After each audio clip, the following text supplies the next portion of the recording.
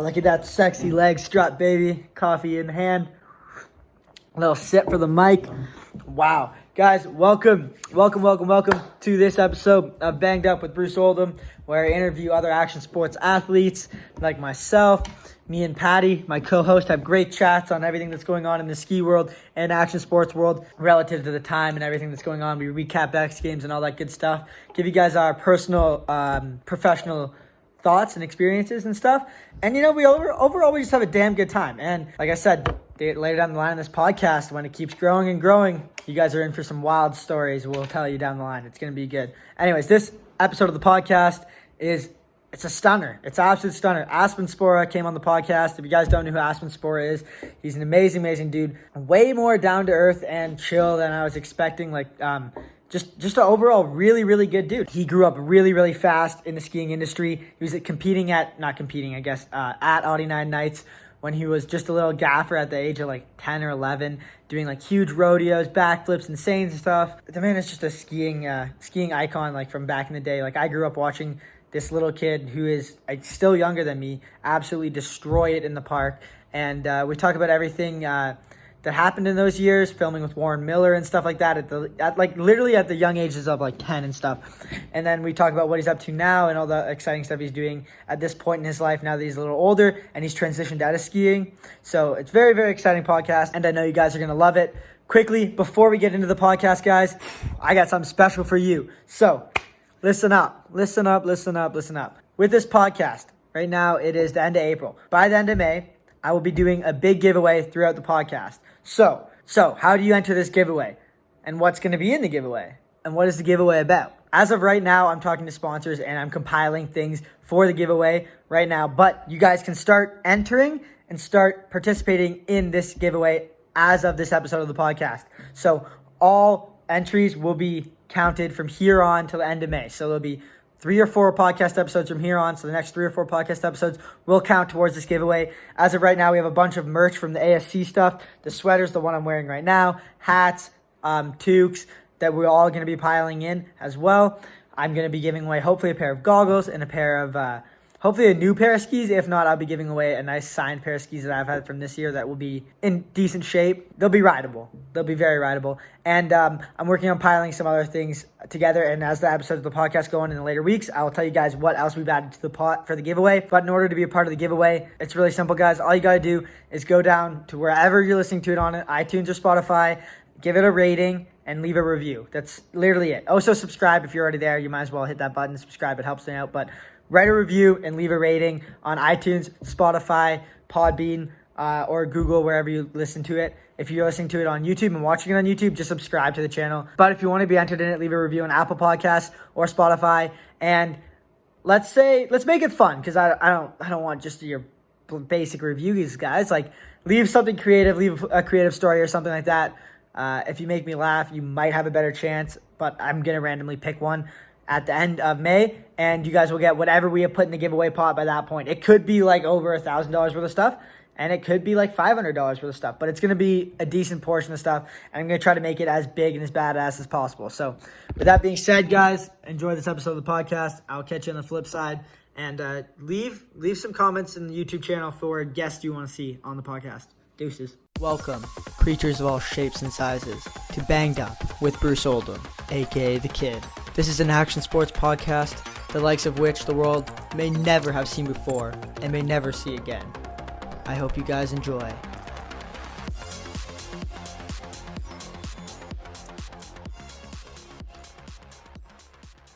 Audio is live. About to FaceTime Aspen right meow.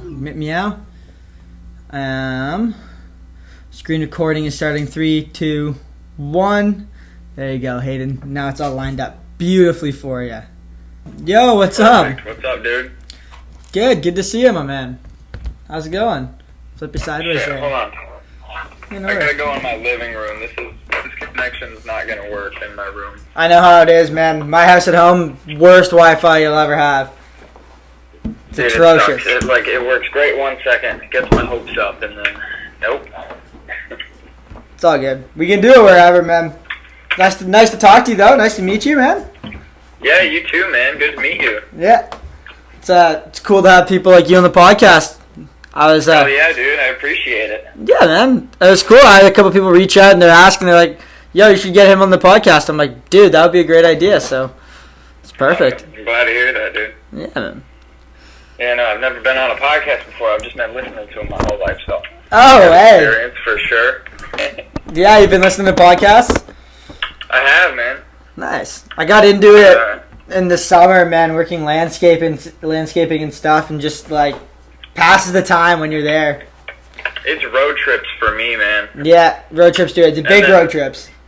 Work as well for me. I used to be working in a restaurant, and before I had the AirPods, I would wrap my cord up around my ears throughout my hair. Yeah. My hair was so long, and they couldn't see the cord, so I just listened to like either some classic rock or some Joe Rogan all day. So. Nice, dude. Joe Rogan slaps, man. Yeah, dude. That's one of the podcasts that got me into it, obviously. I think most people, that's what gets them into it. And I was like, shit, man, like, I'm in skiing already, and, like, maybe I'll start my own podcast, and then started, like, last year. I don't know. It's cool. It's fun. It's nice to get to meet new people, and sponsors love it, and I have a good-ass time on here, so it's fun. Yeah, I don't doubt it, man. I'm sure everybody has a good time on it. Not everybody, but some people. Okay, I'm kidding. I gotta get this. I'm in a hotel right now, so everything's kind of like trying to set shit up, but it works. You're good, though. At least your Wi-Fi's working. Yeah, dude, you never know with these hotels, man. Sometimes the Wi-Fi is just absolutely busted, or sometimes it's perfect and you have no problems whatsoever. Got lucky this time. Dude, I'm getting little problems here all day, man. Now my Mac's just not charging. It's plugged in. Nah, it's all good. Guess we'll move to the table. We're going all over the house today. That's all good, man. Yeah, my house, like, my mom's house, when I'm back home, it takes, like, sometimes I'll send a Snapchat, it'll take, like, over a day to send. Like, I'll wake up the next morning, it still won't have sent. Yeah. Like, I can't do anything there. Like, if I do podcasts at her place, all through data. So. Is that why you're doing it there? No, I'm in Calgary right now, and I'm from Ontario. I'm here I'm skiing for, I actually moved out to Whistler for the rest of the season for like the last 2 months to get spring skiing in, and then hopefully work momentum and ski there all summer. And then it's shut down. Everything shut down with COVID. So again. Yeah. So they shut down the hill completely. So then I went to Calgary because they had the hill open, and then I'm gonna go to Banff in like a week. So I'm kind of just going wherever I can stay on snow, man. To be honest, it's for sure. I get that, man. I haven't been chasing it like I once was, unfortunately. Yeah. But, and I miss spring skiing. Those are some of the best memories I got. Just t-shirt weather, baggy pants. Dude, some of the best times, man. And I was really looking forward to it. But, like, the other day I got a day was, like, plus 10. And I was like, it was pretty insane. I mean, everything was pretty cut up, but it was nice. It was a lot of fun. So, I guess, no doubt. Where do you want to start the podcast, man? I mean, we were kind of talking about it, but let's catch up to where are you doing now? Like, what's up?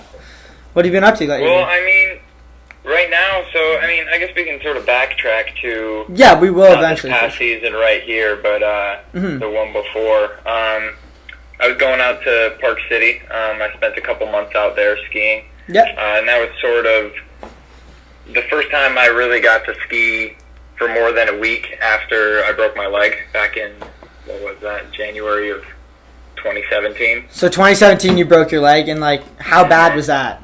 Because like some people, some people break really things. Lucky. Yeah, I'm sure you've talked to a lot of people on the podcast that tore ligaments and stuff, and I'm so fortunate not to have done any of that or any like long-term damage. It was really just snapping my tibia. That's still brutal, man. That's not something that's fun to do. I mean, I can't say I've done it, knock on wood, but I've heard from other people that that's one of the, like, definitely one of the shittier ones. The problem was, once I got the surgery and they put the plate in, I was thinking, okay, a couple months go by, get back on skis. And so I tried that, but that plate in my shin just hit my boot. Like, any tiny little bump that I would hit, I was skiing on one ski. Yeah. Pretty much the entire week. My first week back, maybe, I don't know, 6 months or something after I broke it. But,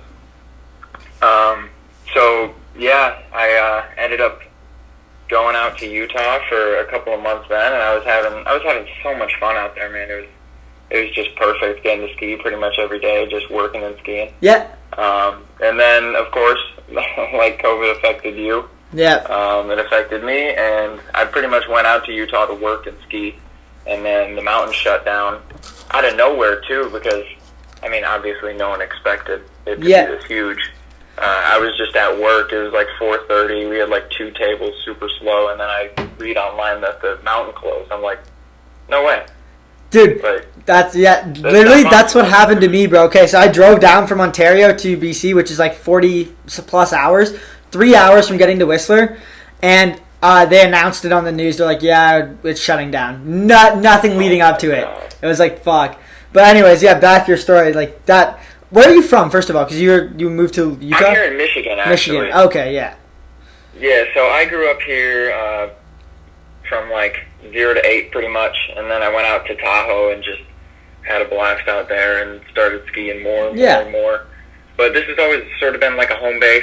After we moved from Tahoe when I want to say I was 12, and we were going to go out to Breckenridge, we would sort of stay the winter in Breckenridge and ski and have fun there, but then we would just come back here in the summer and just sort of be with family. And it made it easier, which was good. But so this has sort of always been the home base. So once Corona hit and weeks went by of hiking the rails at Park City with no lifts, and finally took the rails out and snow started leaving, and I figured, I don't know what's going to be up with this pandemic.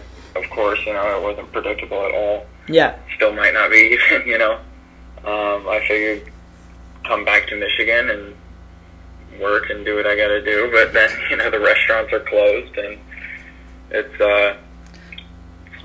been a little slow motion. But I started trying to get my pilot's license back in October, which has been... I like it. No applause at all whatsoever. It's a good strategy. That's something. That check ride, but I think that's something everybody needs to have as their pilot's license. I think that's it. That's on my list of things to do very soon. So for sure, dude. That's super sick. For me with skiing, man, it's like I always had the most fun skiing with my friends. Yep. In the park all around the mountain. Mm-hmm. Did jumps and rails all day. Yeah.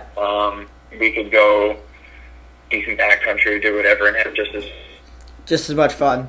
Because it was just like shredding with friends, But as time went on, like I said, I realized it's the most fun I have is just skiing with my friends. So if I can focus on sort of some long-term stuff now, figure that out, and then skiing is always going to be there for me to go do. Yeah, and go ski. Have just as much fun. Mm-hmm.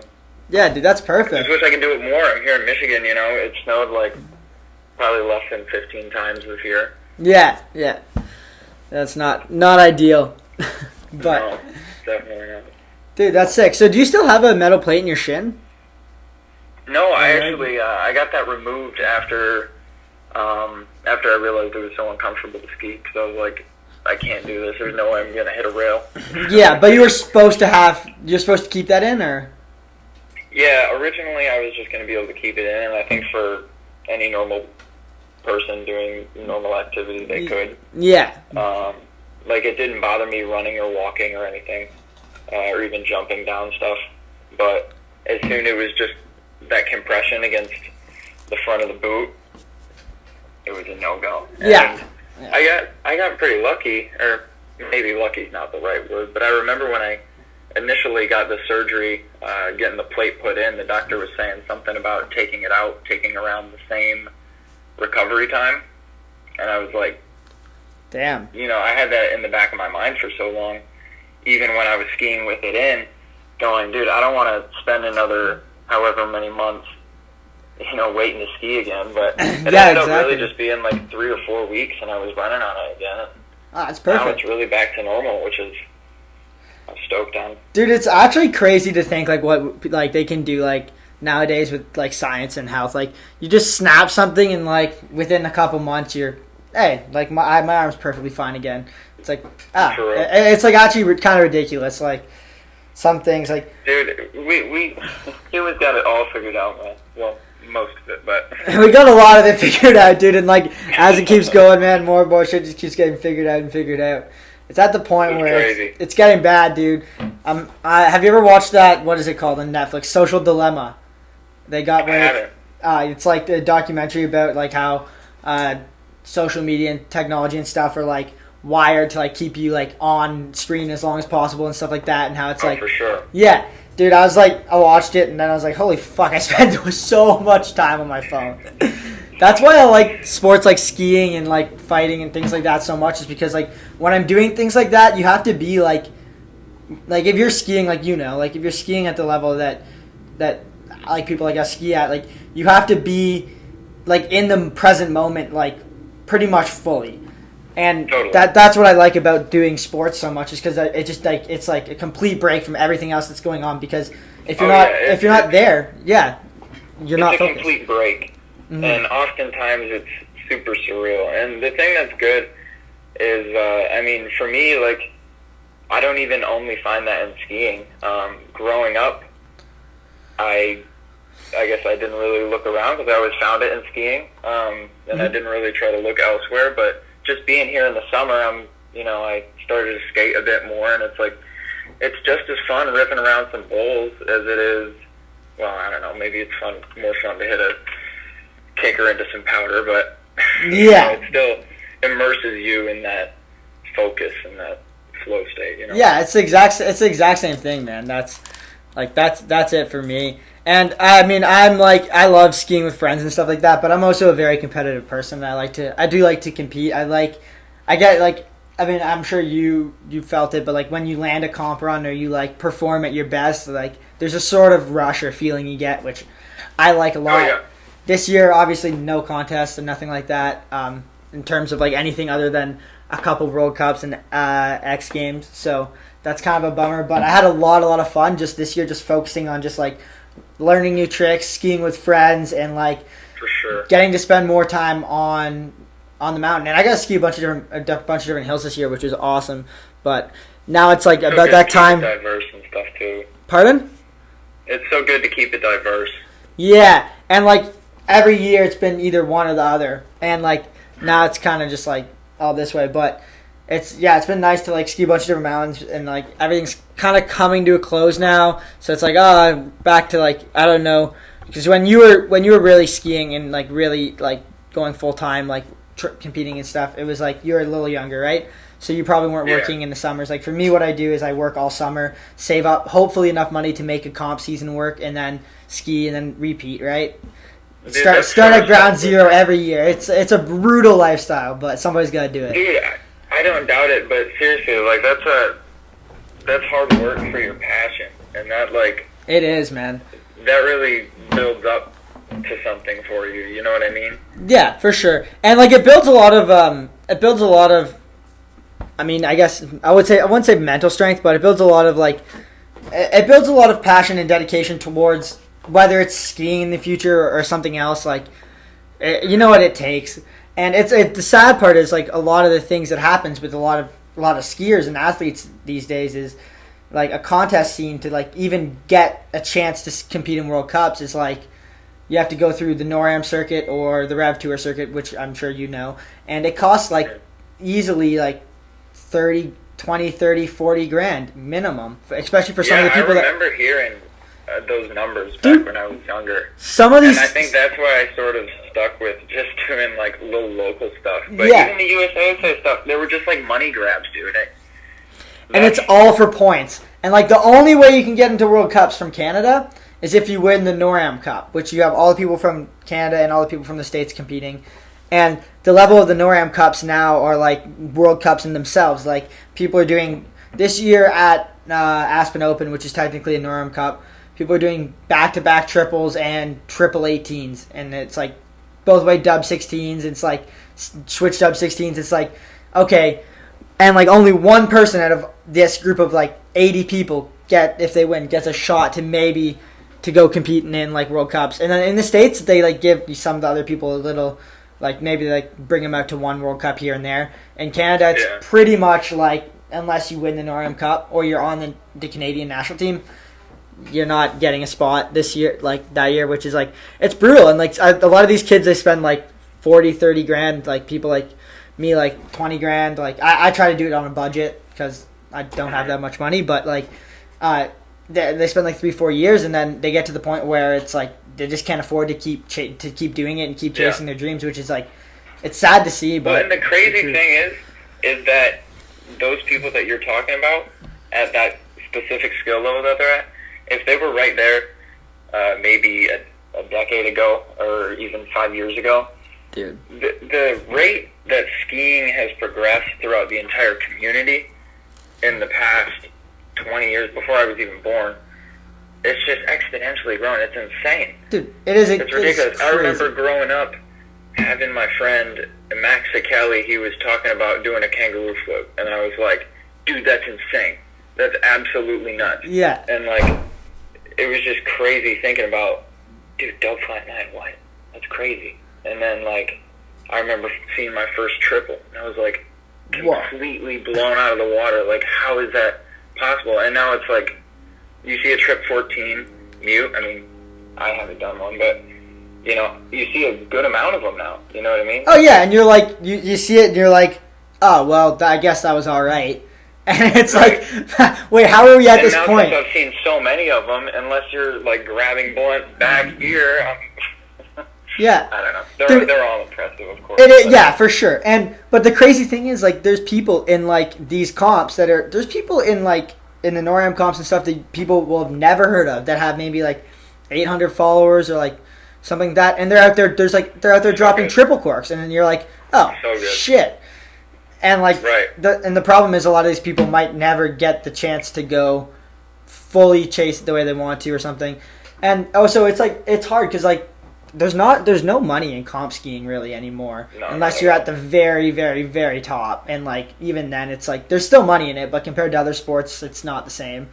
And that's like, well, I feel like maybe I'm a little out of my realm now, but I mean, as far as I can remember, it was like either you were winning comps to pay bills, really to get to the next comp, or I can't remember movie parts being too huge. No, you're still on par with that. I think where it comes down to is like, sponsors aren't dishing out as much money for comps nowadays as they are for things like what I'm doing here, right? Like, so this is part of the reason why I've started doing things like this. Like, obviously I like doing it, but having a big audience, having a big base, like through social media, YouTube, podcasting, and stuff like that. Right. Sponsors really like that, and they're able to justify like paying somebody like this a little more, or doing things like this, because like in the end of it, like people, they want to sell their stuff, right? And you're not going to sell your stuff by having somebody on take a picture on a World Cup stage and then post it and get get 1,000 people see it and they're like, oh cool, well she's just on the stage there. Or like, you go to these events, they might be doing trips both ways, but it doesn't. It's not selling skis for them. Yeah, exactly. And then you have kids like that have YouTube fan bases and stuff, and everybody's like, I just want to ride what he rides, and like, that's kind of where I think a lot of action sports have gone a little bit, is more in that direction. Oh, for sure. But I mean, obviously, still comps is like, it's there, and like, that's obviously like a goal of mine, and like, I think most of the kids growing up, like, how can it not be to compete in something like X Games or something like that? You grow up watching it, and you're like, this is the goal. So, well, I guess let's dive back to the beginning, man, because me and you have two very, very different paths in skiing. I didn't start park skiing until I was like 16, 17. How old are you now? Okay. I'm 20 now. Okay, yeah, I'm 22. So okay. I started a lot later than you, and you started a lot younger than me. So I want to hear your story of like growing up skiing, because you started skiing when you were like park skiing when you were like how old? Like 6 or something? I actually, when I first started park skiing, that had to have been, I'd say like 6 years old. Yep. So when I was 2 years old, that's when I was first on skis, and I have to attribute that to my parents for getting me on skis at a young age, which I'm extremely grateful for, of course. I can't even remember being on it that young, but I'm glad I was.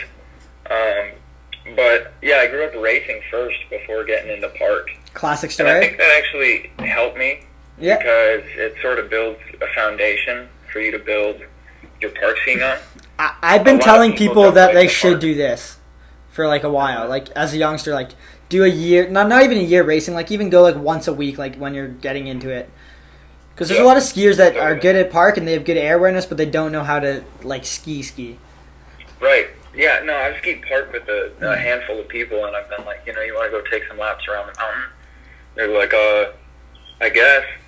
And we go, and it's like, I mean, obviously I can ski fine, Yeah, but there's a difference. it's like, it's when you can build a foundation before you get into park, which it's easy to get right into park. If you discover skiing and you realize it's one of your interests, and you realize park skiing is one of your interests, you're not going to go buy a G suit No. and go race gates right away before you go ski park. No, Luckily, I was sort of transitioned into that, and I raced first, and then, I don't know, I think my mom got maybe tired of keeping up with my skis or something, taking them through the park, because I was messing up my edges on my race skis on boxes and stuff, Yeah. having too much fun there, and I realized, well, hey, I can sort of express myself in the park.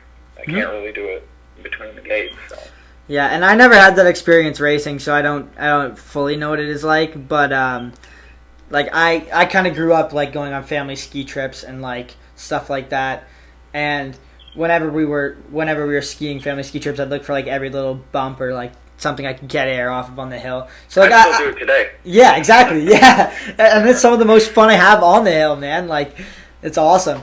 But yeah, that's crazy. And then so you get into park skiing and you start park skiing, and then how do you I mean, I know you're super young and it's gotta be hard to remember this stuff, but like how do you remember things going? Because like you got good pretty quick, and then like got like a lot of attention very quick too. hmm So basically, how all that happened, I think I was sort of there for a really specific time with the internet, Yeah. with YouTube getting big.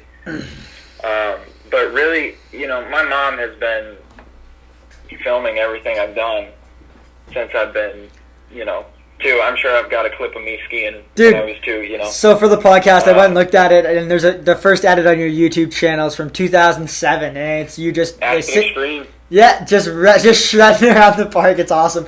Get bodied on one box. It's funny, and you got like a lot of views on YouTube. You have like 15,000 subscribers on that YouTube channel.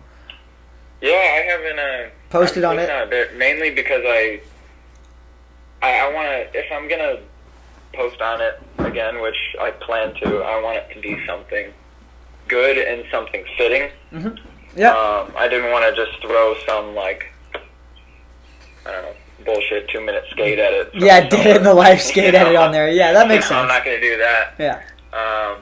And I only skied once this past winter, just because I've been studying my ass off trying to get this pilot's license and such. But and being in Michigan, I don't have this huge motivation to pay $800 for a pass at a small hill. Yeah, which makes sense. Anyways, Right. back to it. You're a young kid growing up, and you get into it. You have the right time. Internet's coming up. Mom's filming everything, and Posting it up on YouTube. She's editing it too. Filming, editing. getting it. I'd pick a song and sit there with her and pick out clips and stuff, and Yeah, that's so sick. it was great. Yeah. That's awesome. Yeah. So And then she would help me write. I'd write emails to certain companies that I really liked. Like I'm sure every the kid way has things one. started with Oakley back then, I think, was through an email that my mom probably helped me write. Yeah. And like I said, being there for that specific time when YouTube's sort of popping off, and Instagram's coming out, or Facebook's. I think I remember Facebook coming out, but it was sort of good timing for companies sort of just starting to see, okay, social media is going to be big. And the sport was big this at that person's point. starting to have a following. Yeah. So that helped me for sending in my videos and that kind of thing. And you had a good base, and like I said, the sport wasn't getting big. It was big at that point. Like action sports were back like at that time they were bigger than they are now. Like as much as you don't like to say it, like purses for X Games were like $50K, and like they're not that now, and that was like 10 years ago, right? So it's a different story. And dude, like you've done a lot of cool shit in like those years skiing as a youngster. And like, did your mom act kind of like as an agent for you? Did she kind of just like figure all that stuff out? I don't know. I feel like, yeah. I mean, her and I kind of, she sort of pointed me in the right direction. Yeah. With certain things, and I just sort of worked through them. And man, I'm so grateful for the experiences that I've been able to experience through skiing. Mm-hmm. I don't even talk about it much with my peers around here. Yeah. Just because I hate hearing people brag, and yeah. I never want to be the person boasting. Yeah, ever. For sure. And I don't want to be, talking to my friend who's left the state once or twice, talking about this time I was in France doing this, you know what I mean? Because I don't want to sound like an asshole. And maybe I don't, but in my mind, it feels like bragging, so I don't even talk about it as much. You know what I mean? And dude, I totally get that. I mean, I think like you're, for the most part, you're not. It wouldn't come off as bragging, but like I do get it, and honestly, sometimes those people are the worst. So it's cool that you have that kind of mentality towards it. But like, man, like that, like. One of the things, because I like did obviously like I actually watched a lot of the videos you made like when I was like 16 stuff, watching people like ski and stuff and like big into it. And I watched a lot of the stuff, and like you got to skiing the X Games pipe forerunning for X Games in 2013. That's like super dope. That's something that somebody doesn't get to experience a lot. Do you have anything to say about like that experience? Because that's a pretty cool experience. It doesn't come around to a lot of people. Like I said earlier, with skiing being surreal. That was surreal on steroids. Yeah. That was the craziest feeling. Yeah. Probably ever, standing up top of that pipe, especially when it was dark. You know what I mean? Because in the daytime, it still felt like, damn, my X Games right now. Yeah. Even if I'm forerunning, still I'm here right now. It's nuts, but when the lights are on at night, it was just a different story. Man. Yeah. That's so sick. Didn't feel real. No. Same thing like being up in a plane watching the sun go down. It doesn't feel real. No, dude. Planes they got to be one of the coolest things. Have you ever been base jumping or skydiving? That is on the bucket list. It is. I'm going to go skydiving this summer. Nice. Yeah, that's definitely on my list. I got to get my skydiving license. I want to do ski base jumping at one point. Maybe once or twice, just to say I did it, and then never again. Get the clips and dip. Sick. But that's super, super dope.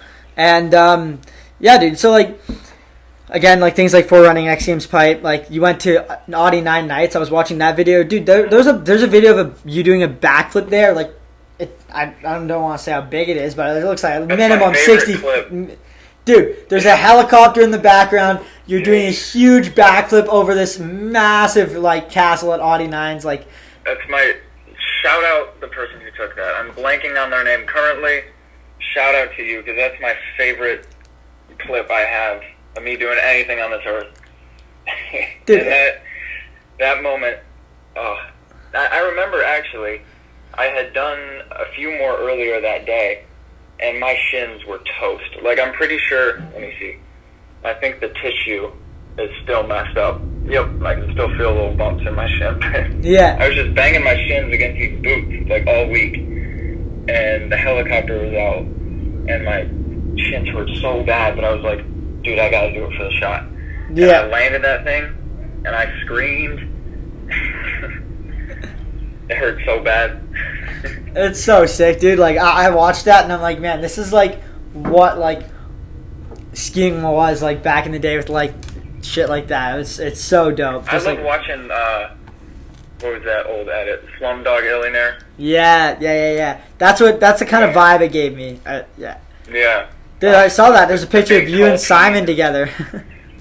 Dude, I love that photo. That also came up in my memories. I had to post that on Instagram. Yeah. That was great. But, yeah, between skiing and flying, it's sort of like, you know, I'm realizing skiing is always going to be there for me to have fun with. Mm-hmm. And if I can sort of pursue flying, I feel like I'll be able to really intertwine the two in my future to where, you know, I can go fly to, you know, Jackson for the weekend and ski or some shit, you know? Yeah, exactly. Yeah. Just growing up, being able to get those experiences of traveling really sort of set it in my mind where I get stagnant in one place really quick. Like even in here in Michigan right now, stagnant, you know, I want some mountains, want some new views, need some new stuff, you know, of course. Yeah, and it's hard with times like these, but right now to do that, but yeah, it's coming. Yeah, and it's getting better with summer, you know, we can go a couple more places, but Corona, winter, everything shut down. That was a drag. I think we all can relate to that. Oh yeah, for sure. I think everybody's on the same page there. Dude, I was watching some interviews that you had on your YouTube channel, and because like you're doing interviews back in the day as a young kid, which is pretty cool. I mean, it's got to be a lot, but there's one interview. It's like I think it's Cron for Sports, and the guy just goes, "Do you like watching yourself ski? Does it turn you on?" Like just like fully asking an 11-year-old kid if he gets turned on, like, and then like after asking, right it's funny. It's on there. I'll send you a link, or I'll put it in the video. It's hilarious, and you're just like, I don't not like it, and I don't like it. It's at the same time. It's like fuck. This kid is like 40, 50-year-old guys just asking an 11-year-old if he gets turned on, right. And then he goes, by your skiing and like by watching yourself ski. Like, that's funny. He's like trying to be like part of the culture, but way outside of it. It was good. I did deal with that. Yeah, you did a lot of interviews and stuff, man. Like back in the day, especially when because you had a part in Warren Miller's Flow State movie. And yeah, like, that was probably, I would say, my peak. Maybe, I don't know. That was a crazy experience. Being able to go to like the premieres, and sign posters. Like that's what I grew up going to do. You know, I'd go to a premiere and get a poster signed and go put it up on my wall. You know what I mean? That's super and awesome. So being able to like, even going up on stage and stuff, like it sort of happened gradually. Like it wasn't like, I don't think it was one day. I had never been on a stage before, and then another day I was. But I think through like really simple, easy interviews up to, I don't know, maybe harder interviews to doing one for TV or something, you know. Yeah. They all, at the end, sort of felt the same. Yeah, no, I totally get it. And like, a lot of the time they ask the same questions. My camera's fucked. It just turns off like after 30 minutes, so I gotta go turn it back on. But yeah, no, it's interesting. It's definitely an interesting style, and like I wish like as a kid I had more opportunities to do things like that. Like I mean, I wasn't into skiing like super heavily until I was like about 15, 16, and I started getting into park. But like I never once went to like a premiere or anything like that, and I'm pretty bummed I missed out on that as a little youngster. I think I would have liked that a lot. You definitely would have, man. Yeah. It was. I can feel some of the memories popping up right now. Yeah. Good times. And like that's running something around with little homies with t-shirts going almost down to our ankles that we just caught in the crowd. Dude, like we're going to rail jams and stuff, and like, man, that's the most fun I have skiing. I think is like skiing with friends, and competing in events like rail jams or like that kind of style of event, because rail jams were super fun. There's just no pressure. You're just there. Everybody's there throwing down as hard as you want, and just like everybody's hyping each other up to try something gnarly and new, and like it's not as serious, but like you're still there to compete, and like most of the time you're just there to like just do the best you can, and I really enjoyed that. And then like obviously to throw out all the stuff this year, I had like put on a little tiny rail jam at my home hill this year, and I had a bunch of stuff to give out. Oh my god, I forgot how crazy kids were over free stuff, man. Like hectic. Stickers, sweaters, like just t-shirts. Yep, any of it. Insane. Free swag, get it up. Yeah, they want that loot. All right, dude. For So, is there anything else you want to touch on, or anything you want to talk about? Yeah, man. I think... we covered a lot. Yeah, I'm trying to think of a base I haven't covered. I mean, I'm hoping to do some more skiing soon, really next winter. It's just sort of hard to see what's in the future right now. I'm a couple months away from hopefully getting this license, at least a couple months away from taking this check ride. And I'm just, trying to make the best of every minute and skiing and skating and flying and driving and... Yeah, we didn't even get into driving, dude. We didn't even get into driving. You're big into that now? Right. Yeah, dude. You have a sick car. As soon as I turned 16, I was like, my first car was slow as. Well, I guess my Miata still is slow as, but it's been a great time with friends too. Just as it's fun skiing with friends on the hill. Yeah. It's fun having to stay up till 2 a.m. redoing the timing on the motor with your two friends for the first time, trying to figure it out. Yeah, it's just a different... Once you're done, and you take a stand back and you put the hood down, you start it up, and it runs fine, and it's not misfiring. It feels pretty damn good. Just like it feels good to shred some powder or land a kickflip or so on and so forth. Yeah, dude, I totally get it. It's like the same kind of style. It's the same thing. Like, every little sport or every little thing has their own ticks that kind of like work together, and it's cool to see. Like, it's hard to explain it. Yeah, it is, unless you're not a car person. Yeah, unless you're not a car person, like it's hard to explain, but you get it. And like for me, I can appreciate nice things, but then again, I'm not a guy that needs like a nice like cars. I like driving dirt. I like dirt biking. I like ATVing. I like driving very recklessly, but I'd love to get a bike this summer, man. That was on my list of things to do too. We built a track at one of my friend's house last year, just so we had one close to home, which was super sick.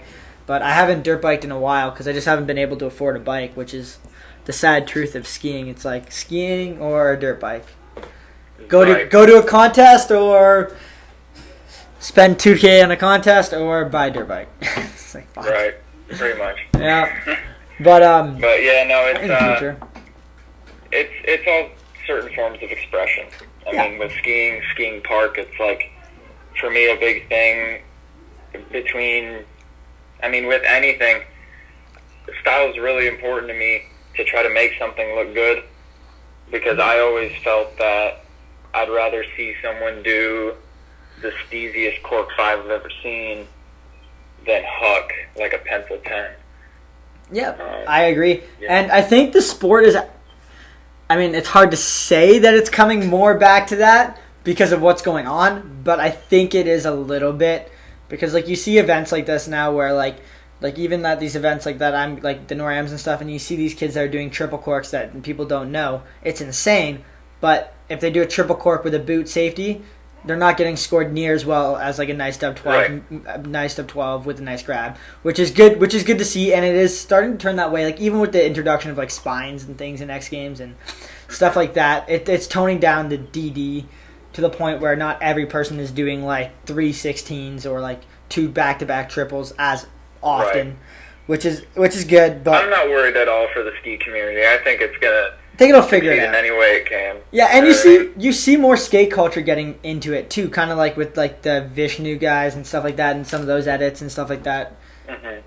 And a lot of people like coming up in the sport are becoming so-called swerve skiers, which like you can just see like it's a different style of it that doesn't involves a lot more creativity. And I found like this year, like I think this sometimes year I throw a little pinch of swerve. Yeah, trick, not just a little pinch. I'm not a huge swerve skier guy, but like I've watched some of the stuff that they do. Like I watched some of the stuff that some people do like on skis. I'm like, I would have never thought of even trying that. Like, But like I grew up. I got into comps or park skiing, and then like I got into comps, and then I was on a team, right? And it's like, okay, can you do always swap 2 outs? Can you do like 2P2? Can you do like? See, I didn't have that growing up. Yeah. I had a coach for 1 year of my skiing, Mm-hmm. and that was Ski Creative. Yeah. On Instagram. Yeah. Dan Meese, Skier Dan. Yeah. The man, Skier Dan. Of course. He was my coach for a year, and him and I pretty much just like my first homework assignment: go watch Line Traveling Circus. Of course it was. You know what I mean? Yeah. So he was a influential role in sort of the expression of my skiing. Going, you can do that? Yeah, you can. Stuff that's just like a little off kilter that you don't see as often, like stuff I can't do now. If I try to do a broken grind right now, my knee would probably bash me for it. I tried that the other day. Fuck. When I was like a little kid, man, all that stuff just happens nowadays. It's like no chance. I remember. I'm just thinking about this now. I haven't thought about this in years, but I used to be doing Indian sits on boxes, where I'd go scream and seam and roll up to a box, and then crisscross applesauce like that. Ah, no, and no. Don't know how I did it. No, I don't like that. That's gnarly. Did you see? Was it Vincent Gagne? I think he just did like he was doing like some 360s in the scream and seamans on his Instagram. Some crazy things, yeah. That was nuts. Yeah, I'm a big scream and seaman times. guy, but I don't land in scream and seaman. That scares me. Sus. Yeah, but like, dude, like how do you 360 into screaming? You're gonna tear your shit. He's crazy. Like he lands, and then like with that rotation landing, too, like not a big jump, but like if you did on a big jump, get fucked. But like even on that small one, I feel like if you over rotated like 2 degrees, you could, you definitely wouldn't be fun. Don't ask me, but that's the type of things that I don't think of, like, and that's why I found like not necessarily this year. Like I have a lot of fun skiing. But, like, there's points in this season where, like, I show up and, like, we have this place called Maximize in Quebec, which is, like, it's, like, 8 hours from my house, and I go ski there, like, just to get You know Max, then? Yeah. He used to be the team manager of O'Neill when I first got on O'Neill. Sick. Whistler, actually. Oh, sick. Yeah. Yeah, I know him, like, pretty well. And, like, I spend, like, a lot of time there, especially this year with, like, all the hills in Ontario closing down. Like that was the closest place to go, and they have a big jump where you can like potentially do triples and like dub 14s and stuff. And like I go there and like I have a lot of fun learning new tricks and doing big tricks, but like it gets to a point where it's like just me like dub 12 mute, dub 12 mute, dub 12 mute, and then I'm like I'm just kind of like going through the motions of doing it just to put more miles on something, and it's like. It's not the same fun as if I just put in my headphones. I have a park in front of me with like 2 to 3 jumps, and I can just do whatever I want. Like I don't have to do a big trick. I can do a big trick. Maybe I'll do a cork 3, and then maybe the next jump I'll do a dub 12. Maybe I'll just do cork 3 to cork 3. Who knows? But like I'm just like dropping in with like no plan. I'm just like this is what's here, and I'm just gonna just shred it and see what I want to do. Between that feeling. And, I mean, really, just that really, I relate to that a lot. Mm-hmm. Between that and not having a coach, I didn't really grow up thinking, oh, I should be doing these to the left, huh? Is that something really that came into play? That hit me when I was like 14. Yeah. And I started hanging out with Devin and Kieran before they blew up super huge. Yeah, they've been on it for a while, eh? Yeah, but this was, I think they had, they still had a house in Maine at this time when I was 14. This was out in Breckenridge, and I think they were just moving out to Breck at the time. Yeah.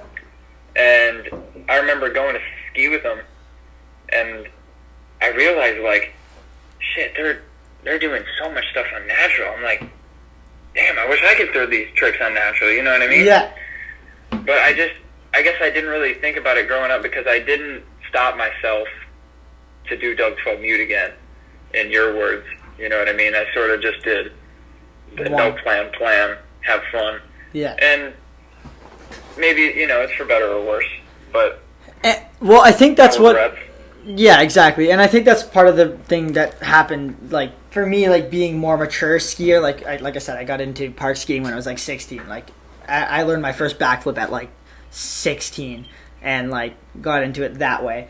And being that mature, like I had coaches that would be like, and having coaches like from like the second or third year I skied park, I had people that said you should try this the other way.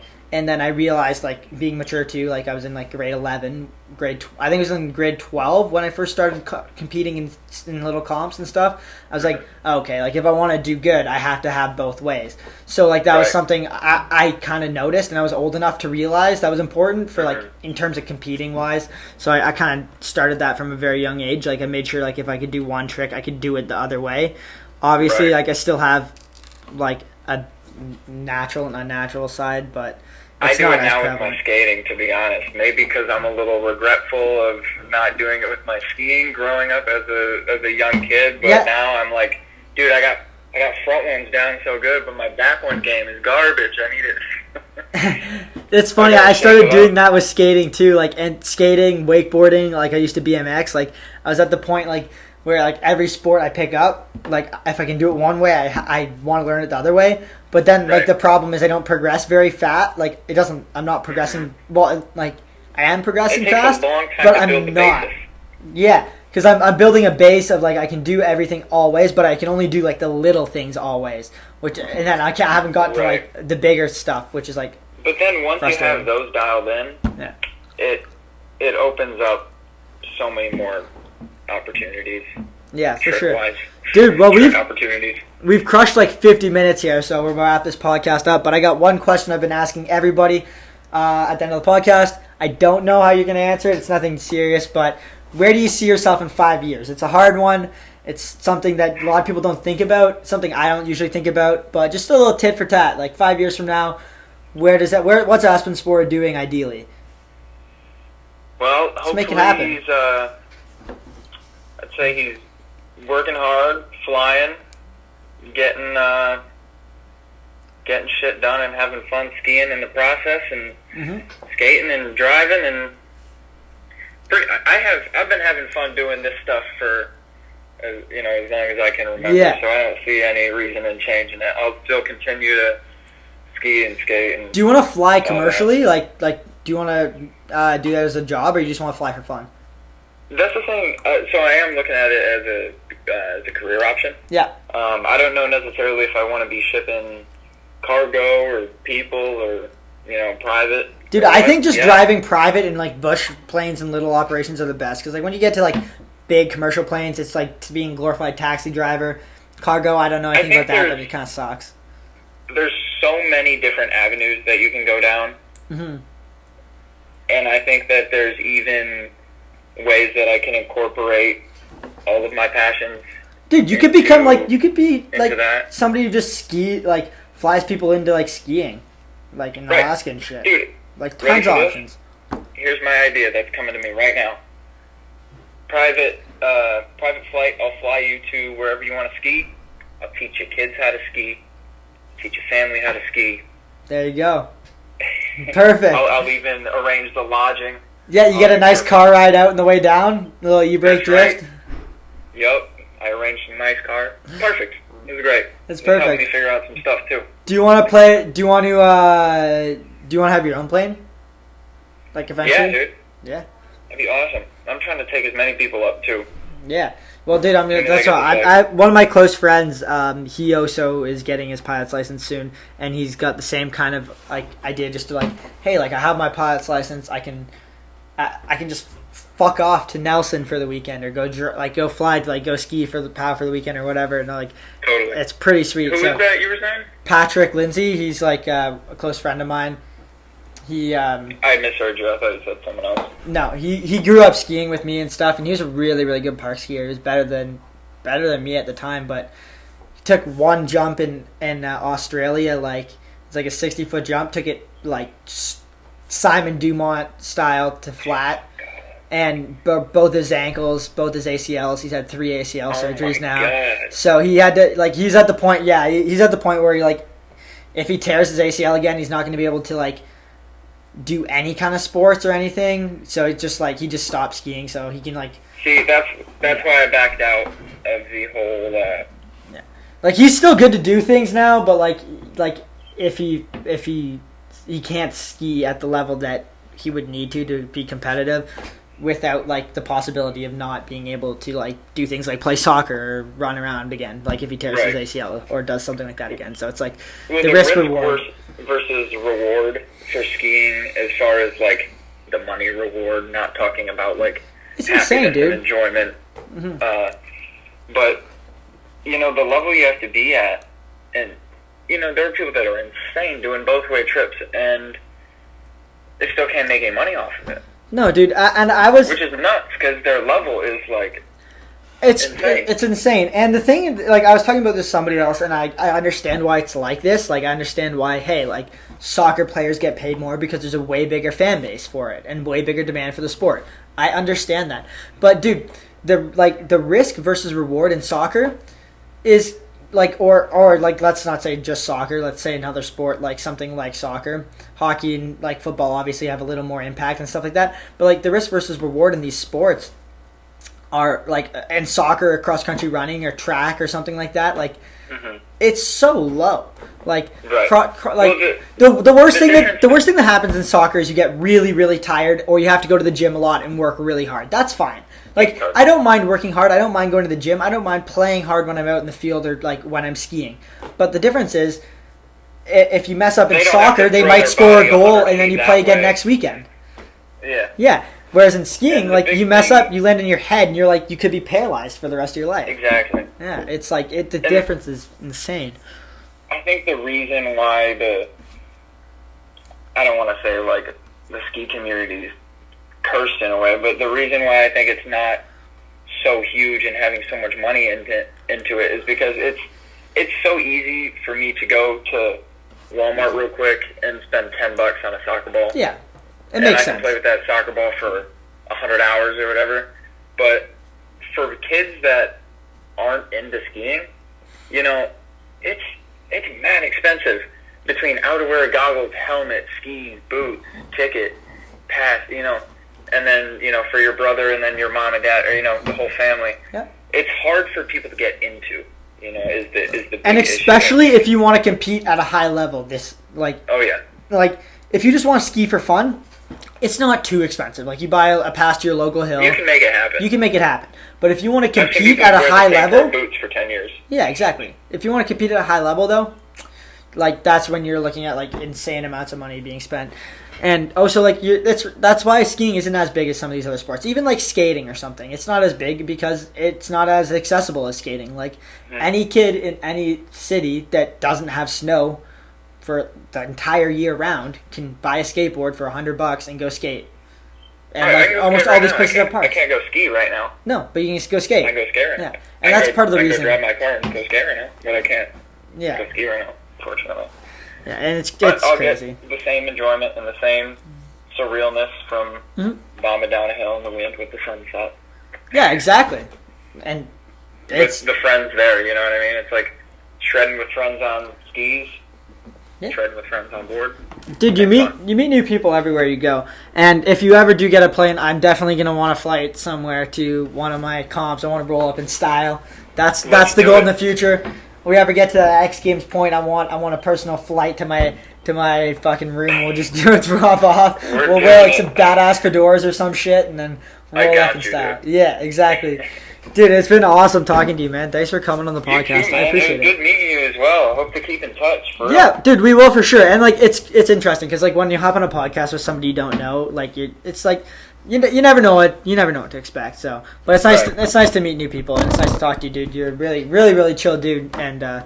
Appreciate it, man. I hope we can stay in touch. And if I'm ever in Utah skiing, or Michigan, like I'll let you know. But yeah, we'll stay in touch, and hopefully next season we can go shred some laps, man.